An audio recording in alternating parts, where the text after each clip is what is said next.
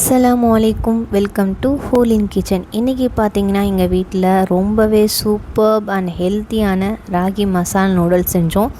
சாப்பிட்றதுக்கு ரொம்ப நல்லா இருந்துச்சு. கண்டிப்பாக நீங்களும் உங்கள் வீட்டில் ட்ரை பண்ணி பாருங்கள். வாங்க எப்படி செய்யலான்னு பார்க்கலாம். அதுக்கு பார்த்தீங்கன்னா மீடியம் சைஸ் வெங்காயம் 3 நல்லா மெல்லிசாக கட் பண்ணி வச்சுருக்கேன். ஒரு சின்ன சைஸ் தக்காளி கட் பண்ணி வச்சுருக்கேன். ஒரு கைப்பிடி அளவு முட்டைக்கோஸ் கட் பண்ணியிருக்கேன். உங்களுக்கு தேவைன்னா நிறைய வெஜ்ஜஸ் ஆட் பண்ணிக்கலாம்.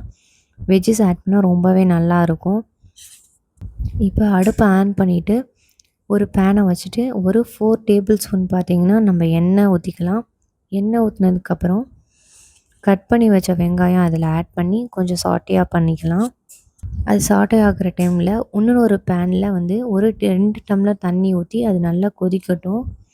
ஏன்னா அதில் தான் நம்ம ராகி நூடுல்ஸை ஆட் பண்ணி கொதிச்சதுக்கப்புறம் இந்த மசாலாவில் ஆட் பண்ணிக்க போகிறோம். வெங்காயம் சாட்டே பண்ண டைமில் நம்ம தக்காளி ஆட் பண்ணி ரெண்டுத்தையும் நல்லா சாட்டே பண்ணலாம்.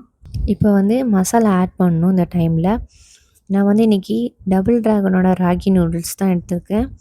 இதிலே பார்த்தீங்கன்னா மசாலா பேக் கொடுத்துருப்பான். அதில் நான் இன்றைக்கி 2 பேக் யூஸ் பண்ண போகிறேன். அதனால் 2 மசாலா பிரித்து அதில் ஆட் பண்ணிக்கலாம்.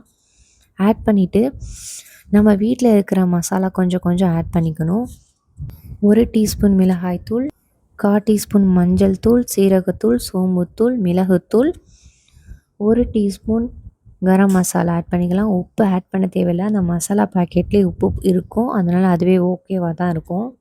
மசாலா போட்டதுக்கப்புறம் அதை நல்லா பிரட்டி விட்டுடணும். இப்போ பார்த்திங்கன்னா 1 table spoon soya sauce, 1 table spoon tomato ketchup, 1 table spoon chilli sauce use பண்ணிக்கலாம். இதெல்லாம் ஆட் பண்ணினா ரொம்பவே டேஸ்ட் நல்லாயிருக்கும். நூடுல்ஸ் ரொம்பவே கடையில் செய்கிறத விட ரொம்பவே பெட்டராக இருக்கும். இதுக்கப்புறம் இது எல்லாத்தையும் நல்லா போட்டு பிரட்டிட்டு 2 முட்டை நான் ஆட் பண்ண போகிறேன்.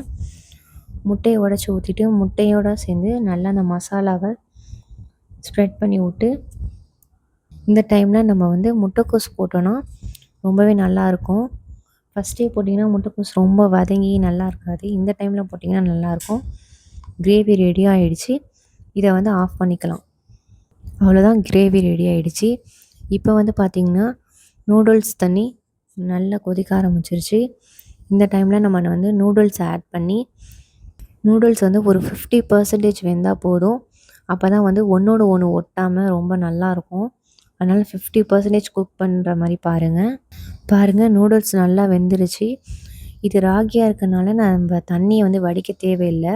ஏன்னா அதில் உள்ள சத்தெல்லாம் போயிடும். மைதாவாக இருந்தால் நம்ம வடிச்சிக்கலாம். ஏன்னா இது ரொம்பவே நல்லதாக இருக்கிறதுனால சின்ன பசங்களுக்குலாம் ரொம்பவே விரும்பி கொடுக்கலாம். ரொம்ப ஹெல்த்தியும் கூட. இந்த நூடுல்ஸை நம்ம ஆட் பண்ணி நல்லா கிளறி விட்டு இந்த மசாலாலாம் ஏறினதுக்கப்புறம் பாருங்கள் ரொம்பவே சூப்பராக இருக்குது. பாருங்கள், ரொம்பவே ஹெல்த்தியான ராகி மசாலா நூடுல்ஸ் ரெடி. கண்டிப்பாக நீங்களும் உங்கள் வீட்டில் செஞ்சு பாருங்கள்.